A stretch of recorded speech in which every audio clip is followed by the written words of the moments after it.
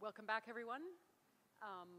We have already met Dr. Usha Ramakrishnan, but I just want to take one moment to introduce our co-moderator, who unfortunately wasn't able to be here this morning, but is here now. Thank you very much. It's wonderful. Dr. Manjori Mitra is a professor at the Institute of Child Health in Calcutta, India.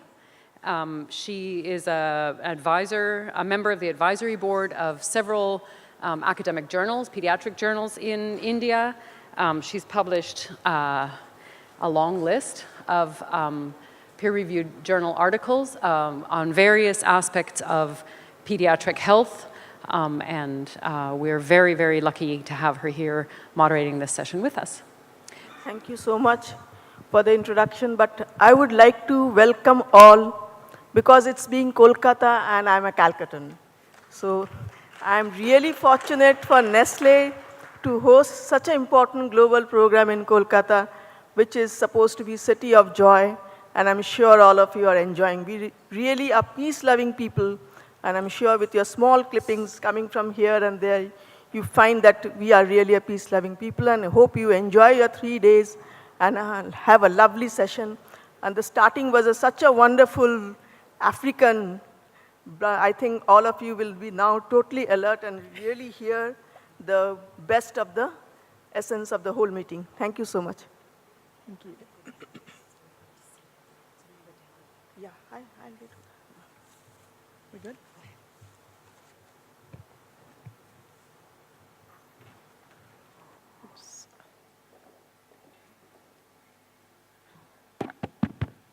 So that's a hard act to follow, but I hope you can all stay awake.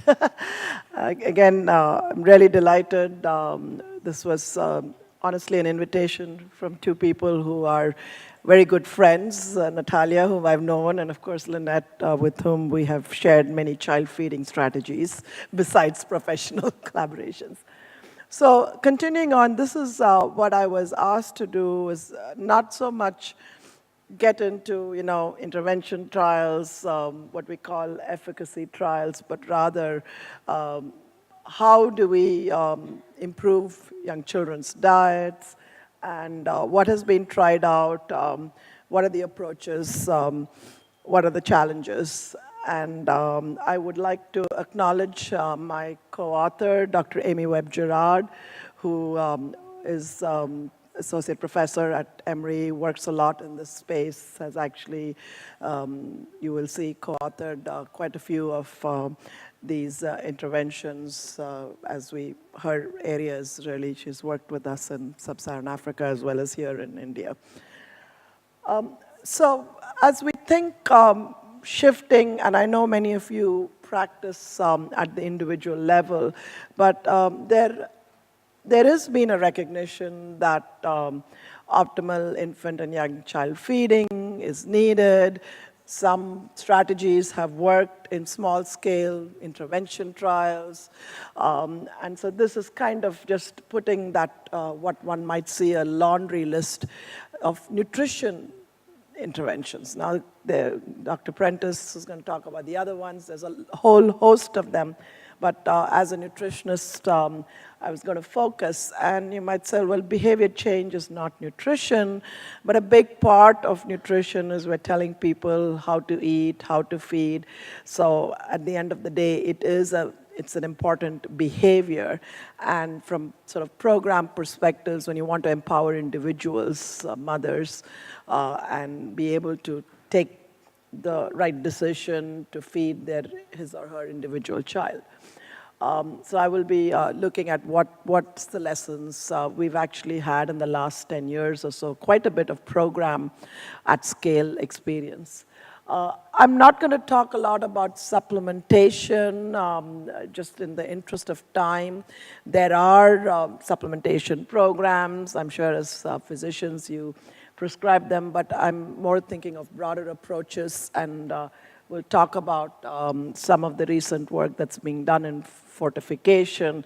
This kind of moves to the later presentation about composition of diets. How do we, you saw in Dr. Bentley's presentation, even with the responsive feeding, we were not able to meet the gaps of certain nutrients. So what are the options available to households and the role of fortification? And that's kind of, we often don't know where to put fortification. It is a food-based approach, but it has some element of market as well, and it's relevant to the private-public partnerships that are in place. So the next set of slides are actually the result of a systematic review that Amy and myself have been working on. The paper's under publication, so this is not yet for wide dissemination. But when I was asked to do this, it fit very well. We're actually working with a large project that Gates Foundation has funded, and the Tata Institute and various other players on looking at nutrition-sensitive agriculture. And one of the things they were interested was, what do we know about behavior change? I mean, you modify the food environment, but how do people use that food environment? So I would like to acknowledge the funding from the Gates Foundation that supported some of this work. As we think of this, we use different terminology, but the approach for this review was really coming from the perspective of, there's a whole area where people talk about behavior change techniques. It's not unique to nutrition, education, or IYCF, whether you're talking about smoking cessation or a whole, in public health, a variety, there is the whole behavioral science. And so what we did was, there were a couple of recent reviews that came out in 2010 that looked at the use of behavior change approaches for improving infant and young child feeding. But we were wanting to see how, at a program level, really, what were the principles they used. Behavior is really a black box, the how part of it. We know it's easy to write the recommendations and say exclusively breastfeed your child or feed your child 4 times. But how do you get people to practice that behavior? What is it that's needed? It's not 2 + 2 = 4, as you would say in a math class. There's a lot of levels. And so we did a systematic review. We had some key review articles, but we did an extensive search of databases. And really, a lot of this stuff is not in the peer-reviewed literature because these are program reports. And so we were aware of existing programs. A lot of it was from the program reports. The review included 64 unique interventions, mostly in low-middle income countries. You get a sense where these were done. So they're very relevant. A large proportion, when I say South Asia, several in Bangladesh, India, Nepal, and then Sub-Saharan Africa, also several of them, and some from across the Atlantic in Central and South America. Mexico particularly has done quite a bit. And then, of course, Southeast Asia and China, Vietnam, Cambodia. So it just gives you an idea where these studies were done. And they overall applied 28 unique behavior change techniques. So you see there's a lot of diversity when people say behavior change. What exactly these individual ones did vary significantly. And these were mapped based on existing, I'm not going to get into that, but key behaviors that were targeted, whether you're demonstrating what the mother has to do or you're providing them just information, etc. And in general, these studies, the ones that used a lot of them, had more than one technique.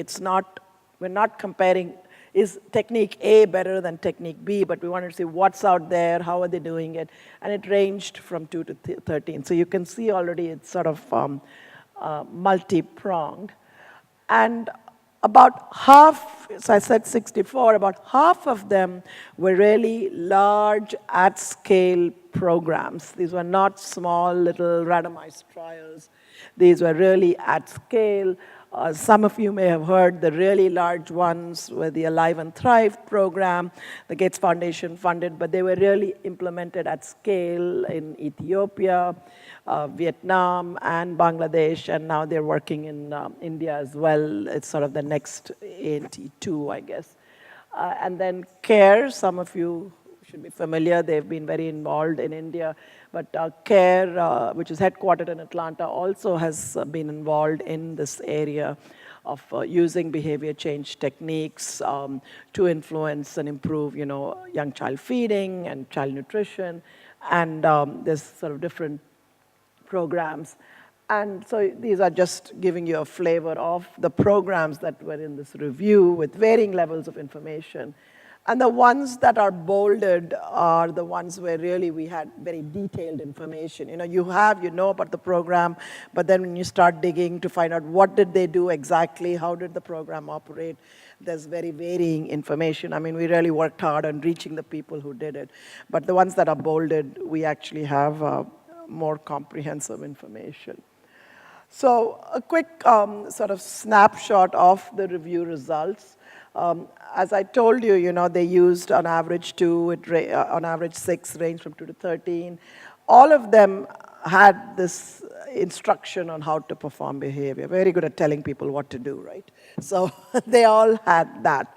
But then several of them, these are the most common ones, also incorporated using a credible source. So who you hear the message from is often as important as the message itself. And so this is something which is very important for this audience. And then about half of them had the demonstration of the behavior, and then another half. So these are not unique. They're just like a list, out of the 64, which ones popped up, and talking about the sort of health consequences. So that's more, why should you do it, right? When you're telling people they need to do a behavior, providing information on the benefits of doing it. The platforms that were used were also varied. The most common one used was interpersonal counseling, so that's the one-on-one, so you can already see that that's quite intensive. Quite a few had individual level interpersonal counseling, and many used also group level, whether they're bringing together a group of mothers in a setting, excuse me, or they're using the community. There's various ways, but it's, the ratio is different. And that has implications. It has cost implications. All of you who have counseled one-on-one know how much time it takes and the effort. So it's important to know.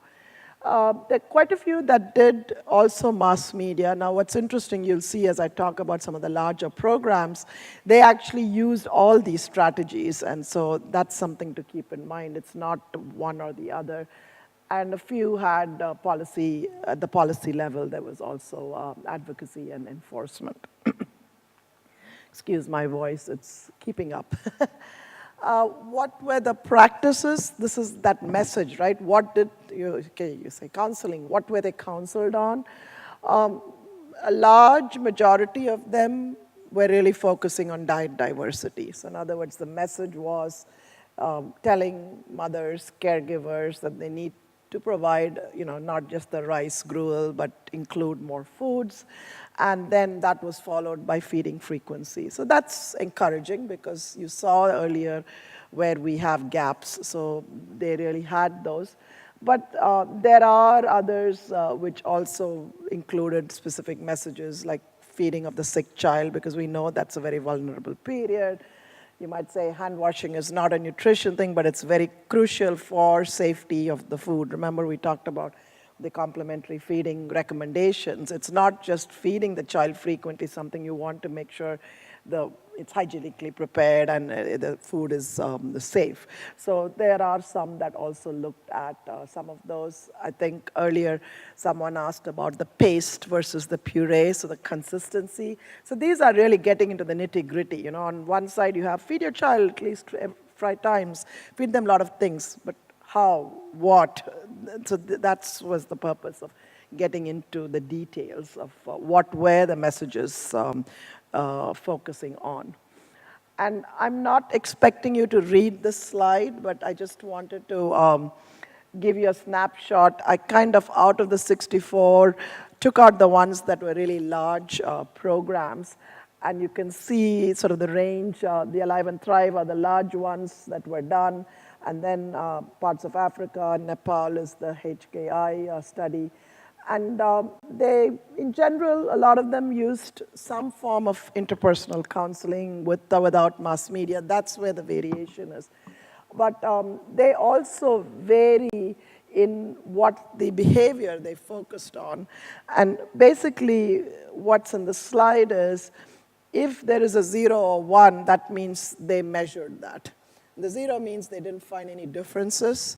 1 is they found differences. I'm not going to get into the magnitude. You know, we have efficacy trials that show that you can change, but this is in the real world, so to speak. What could they accomplish? And in that last but one column, you see the range in the type of strategies that were used. There were some that used, more than 4 or 5, and some that used less. And in general, many of them actually didn't look at diet diversity.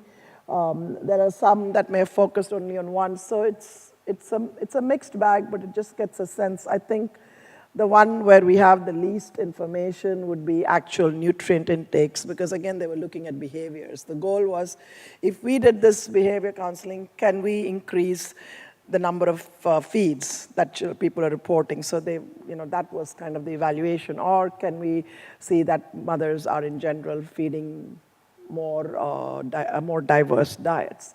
Something that doesn't come through in the slide, but it's important, is there is also variation in the other interventions. There are some of these where they were providing, say, for example, home-based fortification, or there may have been other inputs.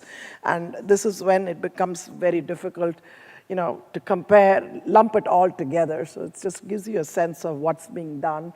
And because of space, but many of these, almost all of these have been done in the last 10 years. So they're really, not old studies, et cetera. These are large-scale programs that have been trying to see how can we improve child diet in low middle-income countries.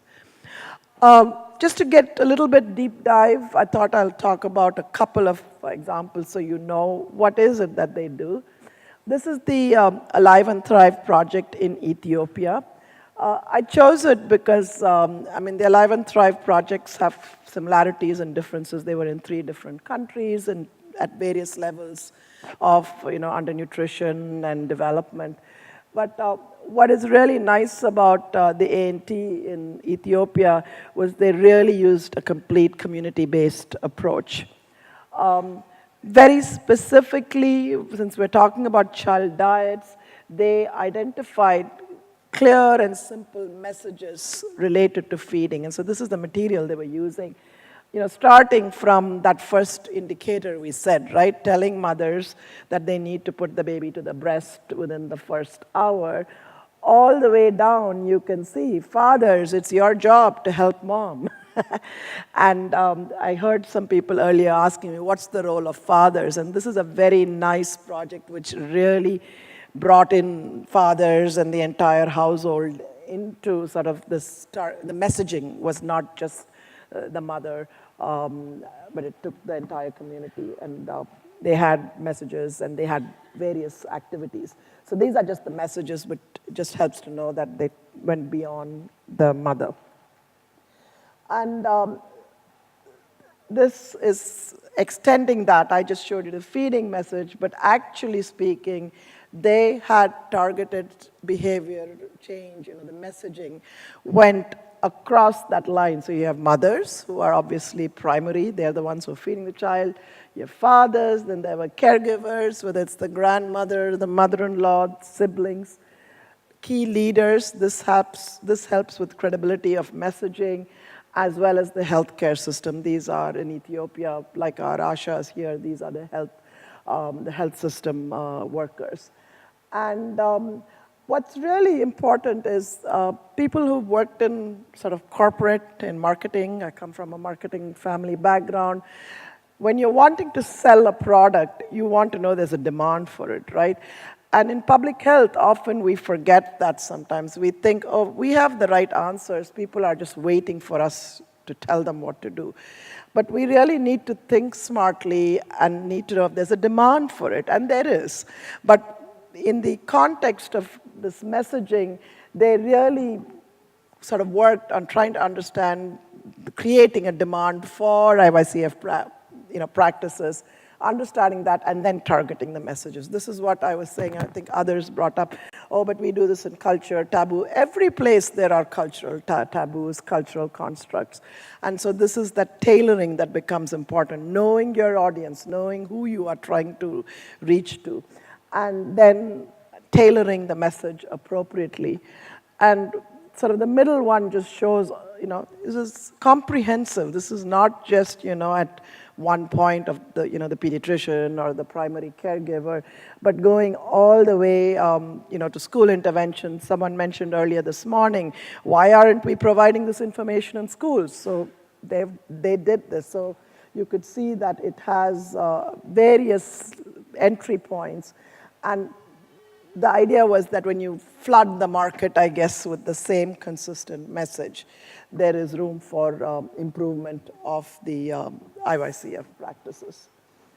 And this is just seeing it a little differently, but I like the concept of family again. When I said, you talk to individuals, they are interested in the families, the kids being smarter, stronger. And so a lot of the material, their approaches was very, very community-based, bringing in the entire family, but also using what's traditional, what we call BCC, whether it is, counseling material, but combining it with mass media, etc.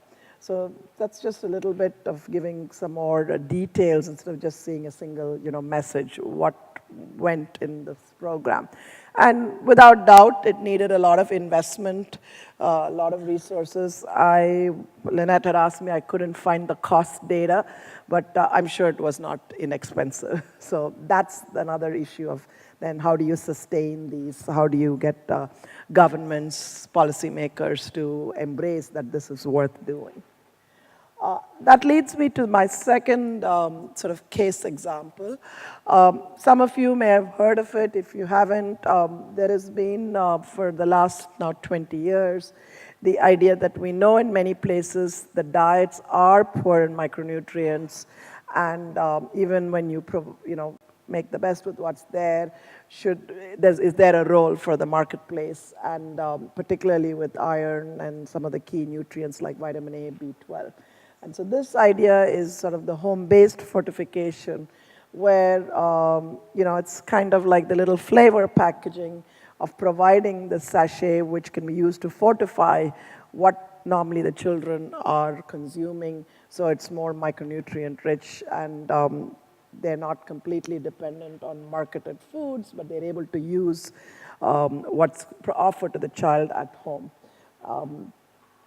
And this was originally, the technology was developed in Canada by Dr. Stan Zlotkin, but in fact, India is the place that produces the most of these. They may not be in our programs. I think we have a healthy export market for it, so that's another, but it's something that's manufactured. The cost is, nothing's free. So it's about 0.015 per sachet. I was involved with others at Emory. We actually did a large effectiveness trial in Bihar. And it was interesting. I mean, we tailored it. That cost, a lot of it is due to the packaging. The premix is actually very inexpensive. But it needs to be in that packaging so that the micronutrients maintain their strengths. And, it's usually mixed with the food, and if it's done right, it doesn't change the taste or discolor. I mean, if the food's too hot, then there can be problems. But a lot of work's been done on this. Large efficacy trials, controlled trials have shown this as an effective way to reduce micronutrient deficiencies. The other product, which is more expensive, is the LNS. Some of you may have heard this. This tends to be used more for feeding severe acute malnourished children. It's like the sprinkles, but it's all-in-one. It's basically, you know, a peanut butter base, which is high energy and micronutrient rich.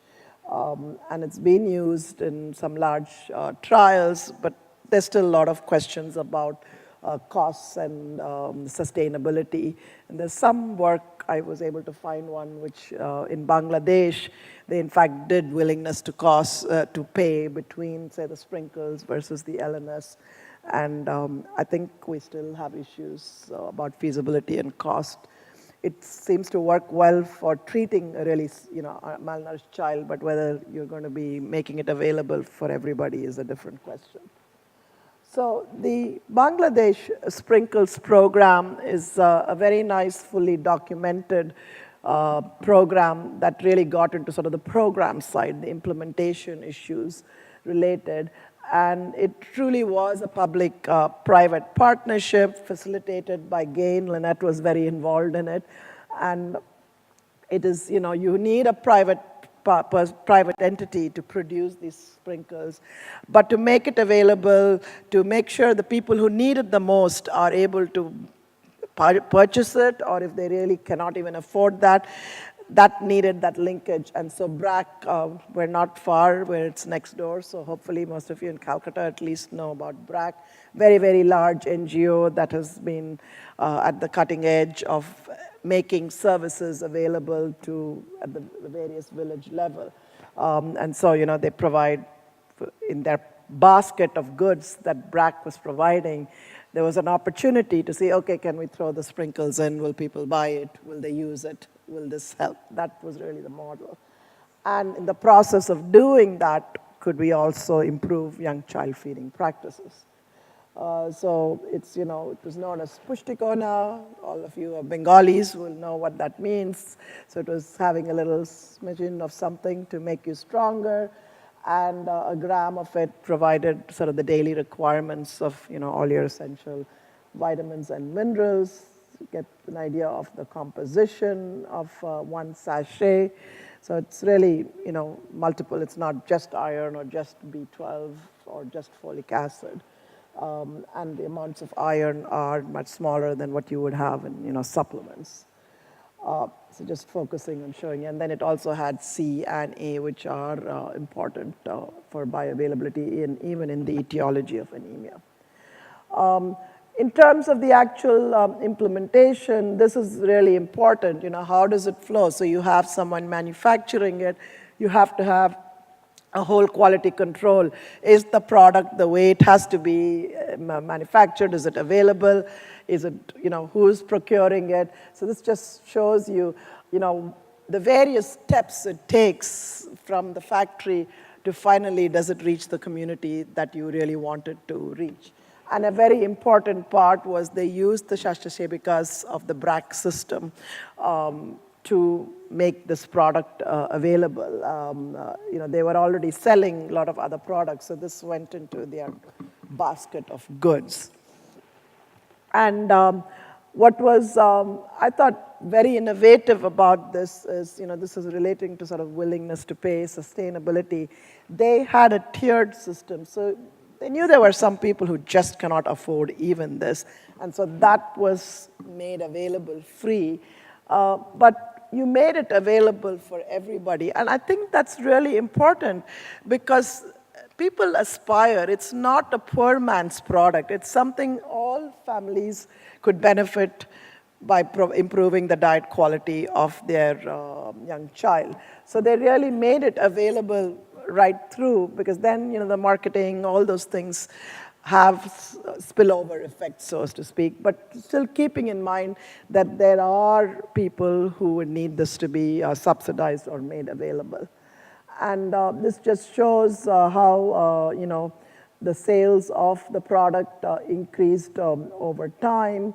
They were able to get this out, get the product out, you know, right there. Because if you don't get the product, if people are not consuming it, why would it make a difference? So that's that implementation science part where maybe most of us in academics don't want to deal with it or do, but thanks to support of places like GAIN and recognizing this is kind of where they say the rubber hits the road. You know, we have the innovation, we have the technology, but how do we make sure it reaches the people whom we want it to reach? And this was really, you know, in 60, it was national, you know, it was made available through the BRAC system, and they received training. They were, you know, they were already selling some of these products.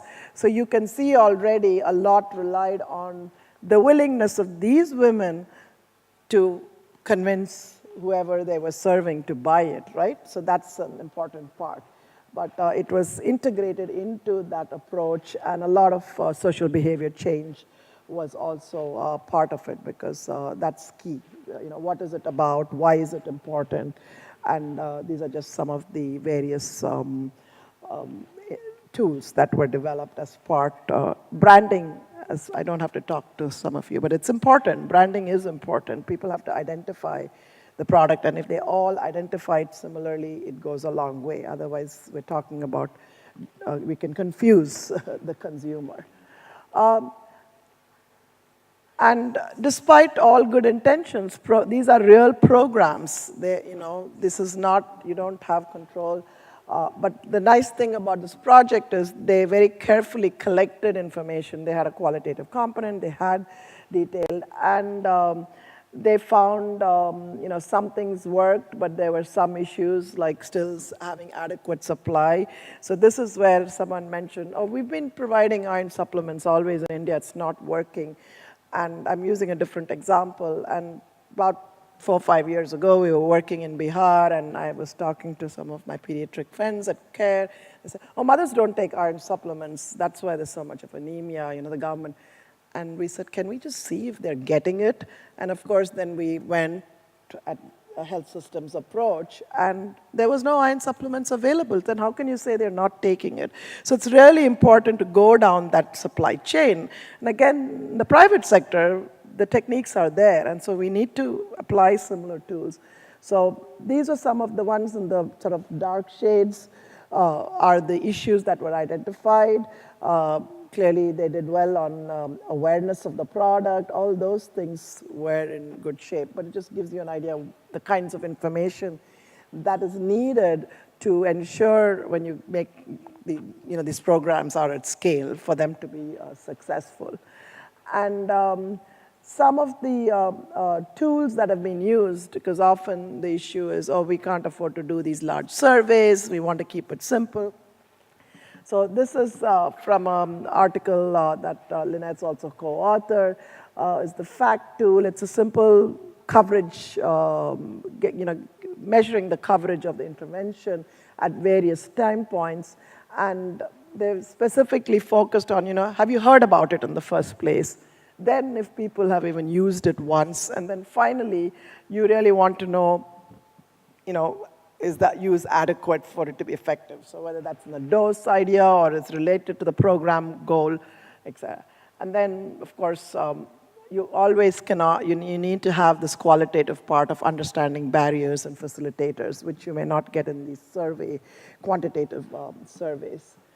And then the second part, again, collecting dietary information is time consuming. And when you're doing large programs, it's not easy to go and do, you know, detailed 24-hour recalls. So this tool, excuse me, what they did is they used poverty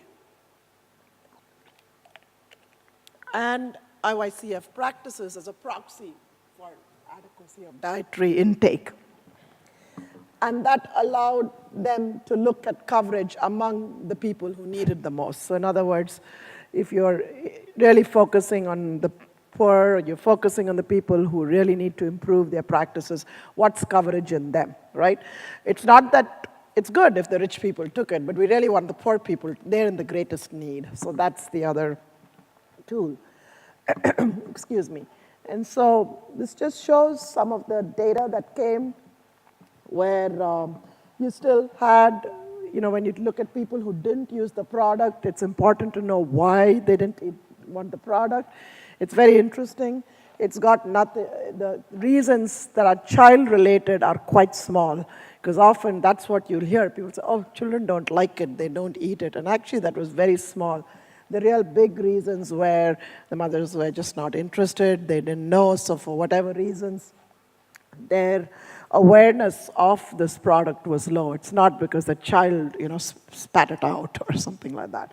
So these are always important pieces of data that need to be collected when we do any kind of program of this nature. And these are just some of the key findings. They found that people who had better practices were more likely to use it, which is not entirely surprising. They were already, people who are sort of doing good practices, so when they see a product, they immediately recognize the benefit for it. There was still work to be done among those who are having suboptimal, and some of the questions related with their delivery system, because they were using these Shastra Sevikas. So how were they operating? Who were they selling the product to? Did they tend to make decisions on whom they think should get it? That's always something that we may not look at.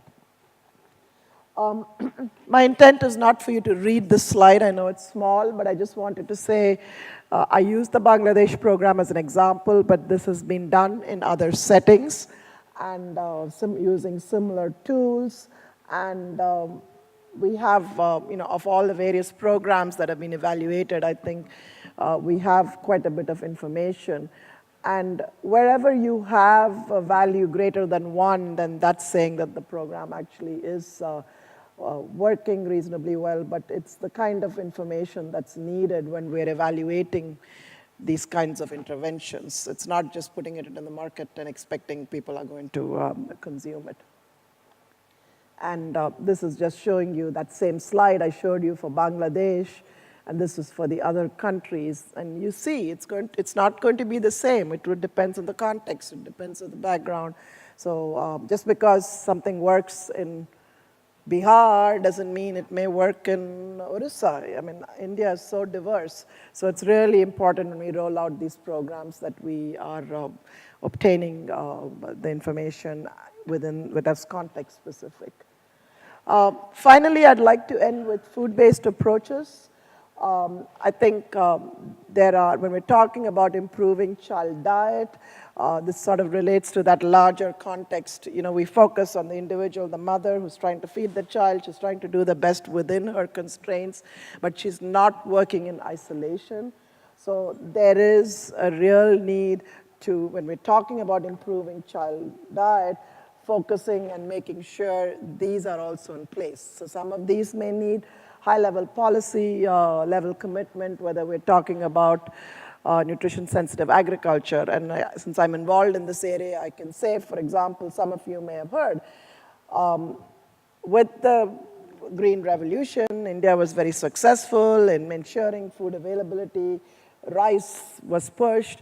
Pulse production came down, and pulses are a very rich source of protein, et cetera. So having appropriate price policies, so there's so many things that are involved that need to keep in mind.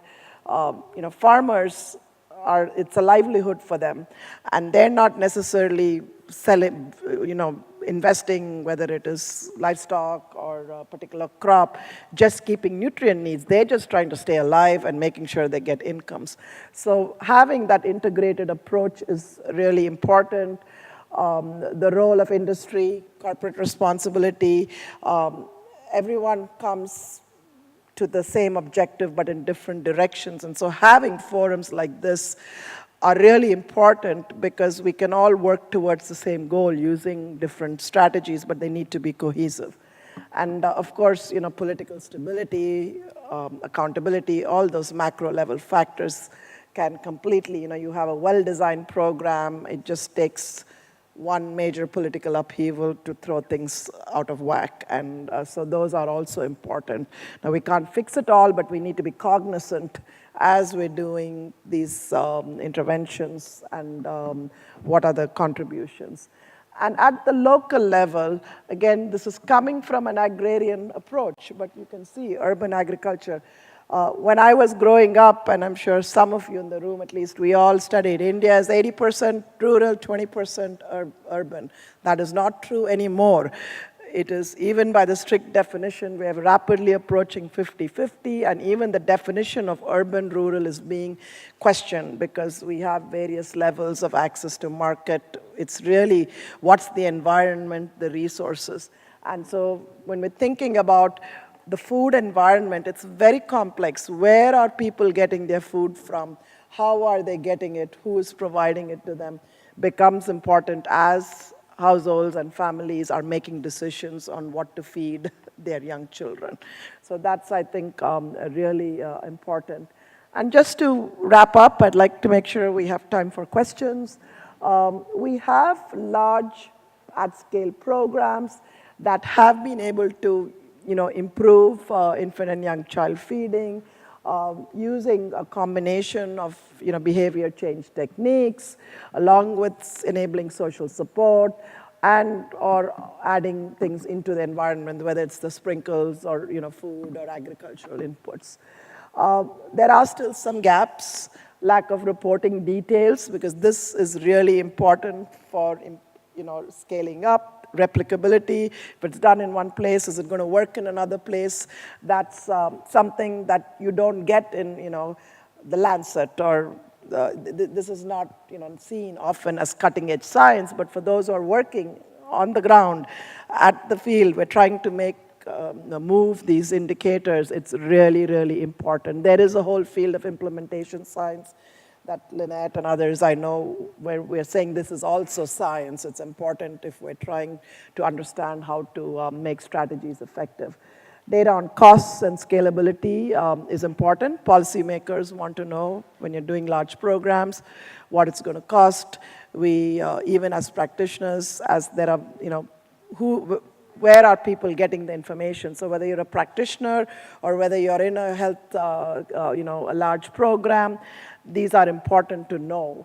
And finally, the transition that is happening to obesogenic environments and the increase in disparities. I mean, there are,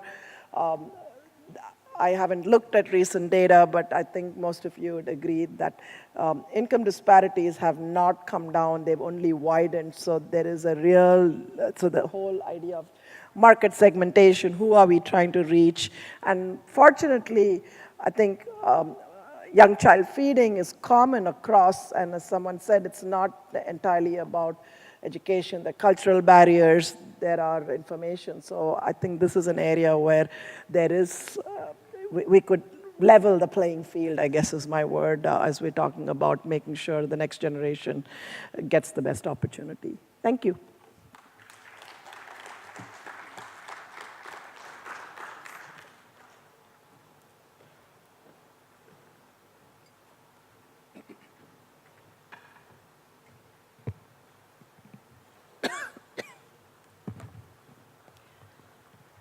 Thank you very much. I'm just very quickly, while you're thinking about your questions, I'm going to read and provide a few responses to some of the questions that have been received online.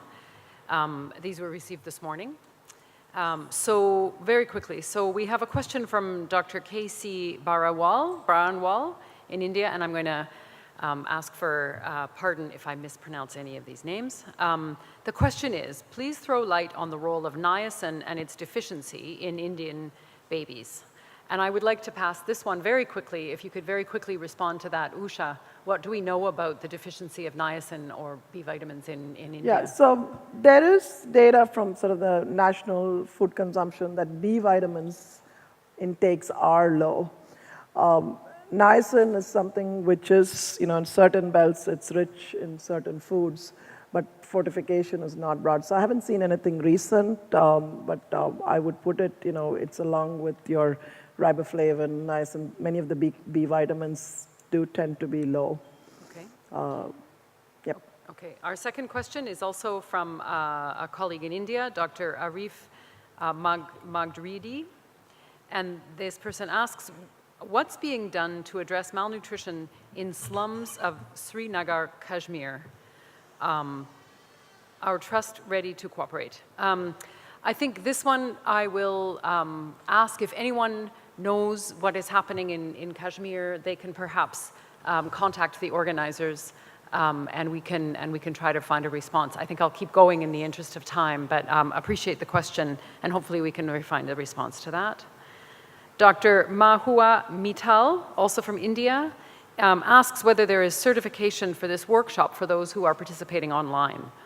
At this point in time, I've spoken to Natalia about this, and at this point in time, NNI is unable to provide certification for online participants, but it's definitely something that they are looking forward to exploring the possibility of doing so in the future.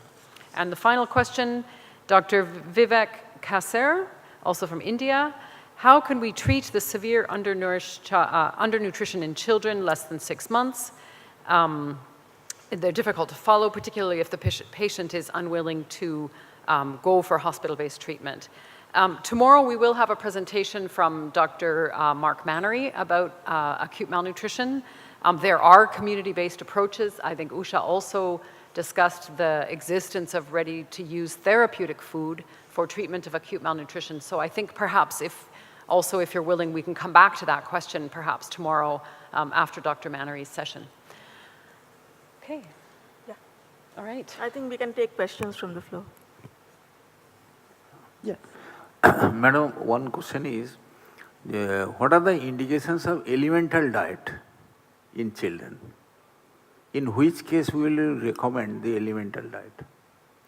Are you talking about nasogastric feeding when you say elemental? No, I am talking about the diet which is very simplified, that protein is given in the form of amino acids and smaller peptides also. Glucose is given, carbohydrate is given in the form of glucose polymer. And lipids are given in a friendly conditions like fish oil, omega-3, etc. Yeah. So there are some pediatric conditions where the elemental diet is very helpful.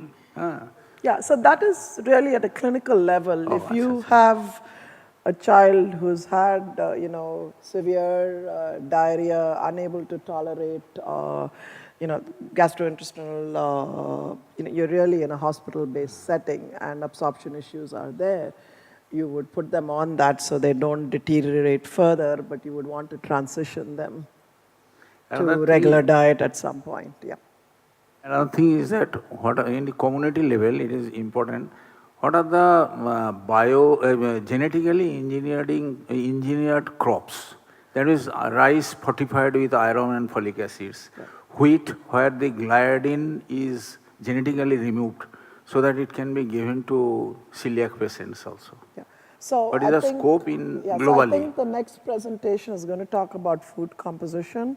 So we can let her answer that. There are genetically, but also by traditional plant breeding techniques, varieties that may have higher levels of micronutrients.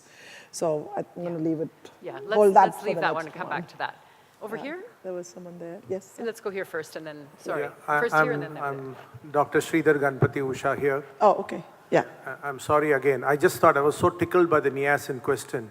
I think we are seeing a lot of niacin deficiency because we are now the hub of tuberculosis. And isoniazide is known to cause niacin deficiency. Yes. And also a diet in excess of leucine can cause a tryptophan or a niacin deficiency. I just thought I should add on to that. The second about the sprinkles that you showed us, we are always against irrational combinations. So if you add iron, copper, and zinc, they all go through the same metallothionein pathway, if you go through physiology and biochemistry. Now, we don't know the right ratio that will promote absorption, preferential absorption of the three. Yeah. Because so I can answer that question. If I want to stop copper from getting in, I use zinc. And zinc and iron are known to compete with each other to get in. Yeah. And as a population, we are grossly deficient in zinc because our diet is very rich in phytates and we sweat a lot. Fine. So mixing the three is not rational at all. So is there any study which shows that there is an increase following the use of sprinkles? Yes. Because iron is also a problem as far as the microbiota is concerned. If you give an iron, we do know that in an endemic area, the incidence of malaria has gone up. Yeah. So I can answer that quickly. You're absolutely right. But there's actually been quite a bit of work, even at the supplement level, on understanding what is the optimal combination of iron and zinc. And again, those interactions are not perfect. In other words, it's not truly bidirectional. My understanding, especially the sprinkles, is, and they developed it, this was something that was brought up, and they have tried various things, and many of these that went into the programs were finally iterations that were shown to be effective in improving iron status and zinc status as well. The challenge here, the other part which is said about zinc deficiency, and as someone who's worked with multi-nutrient things, is even getting a single product is challenging in many of these settings. So if it's not a clinical thing, but it has been looked at and has been found to be efficacious. So you raised an important issue, and they have looked at it. That's maybe, Lynette, you can add to that. Yeah, I think let's just, if you don't mind, let's leave this topic because we will be coming back on Sunday quite a lot to talking about the composition of supplements. Shouldn't we be talking about cooking practices more than all the other things that we discussed out here? Because we talk more of nutritional rehabilitation, nutritional economics, pricing, and don't you think cooking practices like cutting vegetables big, using a pressure cooker and things like that, wherein you have salvage of nutrients, which is much more important. I had a last slide that gets into all the cooking practices, which I took out interest time. I completely agree with you, but I think the challenge is it's not an all or none. In some places, you're going to need all these strategies. Because when you you saw the behavior change what Peggy Bentley did. Yes, the responsive feeding worked, but it pushed it only up to a certain level. So really, you become context specific. Because when you spoke about behavior, I thought there was a big element of desire. It was loaded with emotion and topped with knowledge. And we always teach our parents, it is something called as VSP. V is Vatavaran, that means the environment. S is Samay, that is time. And P is Pasand, that is what I like. So unless and until you have all these three things, you don't develop an appetite. So the messaging, I didn't get into details, for those behavior change techniques, do get into cooking practices, what is modifiable, and those, all I'm saying is, are context specific. So what I would say, cooking practice in Ethiopia, you first need to know what is the cooking practice there and what you want to optimize, which is very different from what you would do in we've done a lot of work, formative work in Bihar, and some practices are very different in some parts of India. So I agree with you completely. There's fermentation, and a lot of practices have gone also. So I'll just add one question from my side, because you have done a very large efficacy study on that pushtikon. Yeah. So should I consider that the pushtikon, whatever was the ingredient, must have been based on the dose or the daily requirement of individuals? So, and it was an efficacy study. So at the end point, did you only look at the growth, or you looked into the levels of the elements, micronutrients, and what was the end point? That is the thing. So I'll let Lynette answer the second part. The purpose of me showing pushtikon was not as much, did this improve growth or did this, but how did this, something that has been demonstrated to improve micronutrients. So in controlled trials where they've used sprinkles, there's been actually even a systematic review, meta-analysis. They have shown that it is effective in improving micronutrient status. Yeah, because why So the purpose of pushtikon was, can you do it at scale? Will people buy it? And what are the challenges? Why I'm asking, in India, we have a host of multivitamins. We have all the companies will have A to Z multivitamins by the brand name of A to Z. Right. Now, we know that micronutrient deficiency is definitely both at any sector, any segment of the population you have it. And with the fussiness of the children and all nuclear family, it is increasing. So looking at the pushtikon study, would you recommend, because most of us are clinicians at large, right, would you recommend that we ask them to give a multinutrient or multivitamin which has a proper dosage? So this is, Lynette and I, one of our early studies was looking at a multivitamin mineral supplement. I think the challenge with using just the supplements, I think there are situations where the supplement would be effective, But when you recommend a supplement, you are doing nothing about the underlying behavioral IYCF. So that's where the sprinkles became attractive, that you could package it in a way that you are then empowering the mother to also feed the child the macronutrients, et cetera. And that's actually what we looked in Bihar. Our primary goal was not growth. We found differences actually in development. I didn't share that. We did a large trial. But the real focus, why CARE said, is we are doing all this messaging about improving complementary feeding practices.